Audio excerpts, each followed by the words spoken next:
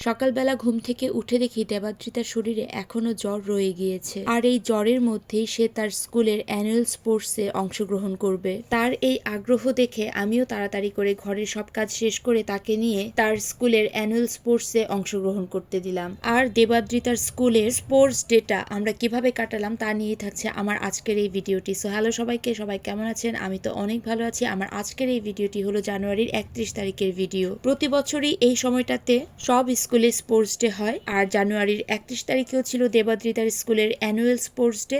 সে দৌড় প্রতিযোগিতায় অংশগ্রহণ করবে, তার জন্য সে স্কুলের ম্যামের কাছে তার নাম দিয়ে এসেছে। সকাল থেকেই প্রচন্ড জ্বর ছিল, একটু জ্বর কমতেই তার বায়না শুরু হলো তার স্পোর্টস গুলোতে সে অংশগ্রহণ করবে। তো কি আর করা, তাই তাকে নিয়ে চলে এসেছি ময়মনসিংহের গভর্নমেন্ট ল্যাবরেটরি স্কুলের মাঠে।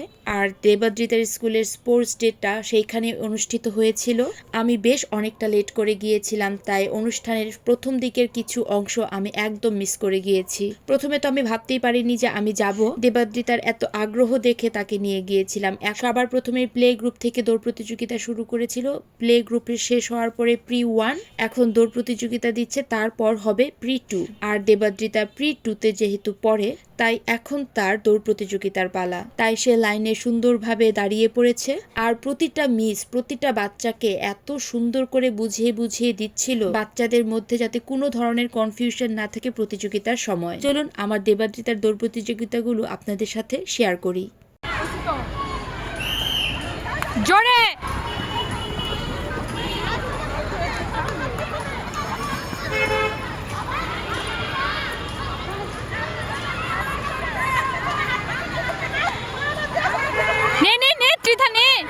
ত্রিধা নাও।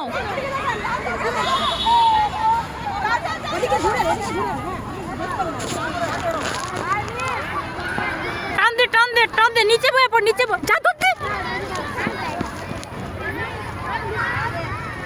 এই হলো তাদের অবস্থা। তাদেরকে যতই শিখিয়ে পড়িয়ে দেয়া হোক না কেন, তারা তাদের মতোই কাজটা করবে। তার মধ্যে হলো চকলেট দৌড় প্রতিযোগিতা। বেচারির সামনের দুইটা দাঁতই নেই, সুতো থেকে চকলেটটা কিভাবে ছিঁড়বে সেটা প্রথমে আমাদের কারোর মাথাতেই আসেনি। সো প্রি 2 এর দ্বিতীয় রাউন্ডের প্রতিযোগিতা ছিল শুধু এমনিতেই দৌড় দিবে, আর তৃতীয় একটা খেলা ছিল দৌড় দিয়ে মাঠের ভেতরে অঙ্ক করে তারপরে সেই অঙ্কটাকে দৌড় দিয়ে গিয়ে আবার মিসের কাছে জমা দেবে। যে সবার প্রথমে যাবে সেই হবে ফার্স্ট, সেকেন্ড, থার্ড, এইভাবে ক্লাস 10 পর্যন্ত সবার খেলা হয়েছে।